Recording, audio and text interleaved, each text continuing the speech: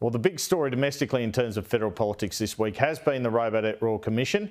We had a Liberal colleague in Andrew Bragg suggest Scott Morrison's time in Parliament may be done after he featured in the report. People expect better from their government, and I think people expect better from the Liberal Party. And I hope that all those who have been involved with this undertaking will reflect very carefully. Do you think it's time for Scott Morrison to leave the Parliament? Well, I think if people have no further contribution to make, then I think they should move on. But ultimately, what Mr Morrison does is a matter for him.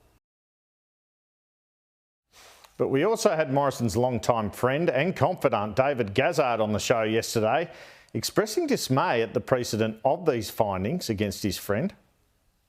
This is a government that adopted a policy approach introduced by Labor with income averaging and was explicitly told by the department that it did not need to legislate. Were mistakes made? Undoubtedly. But when your own departments don't advise you of the need to legislate, you've got to go based on their advice. And this is where we've got to as a nation now after this Royal Commission, because it's set new ground. Every minister ought to be aware that should they make a mistake in their portfolio because they've been poorly advised by their department, they will be subject to being held before a Royal Commission and then potentially put before the NAC, or worse still, given over to the police authorities, which we're told may happen. Now, that is not a way you run government.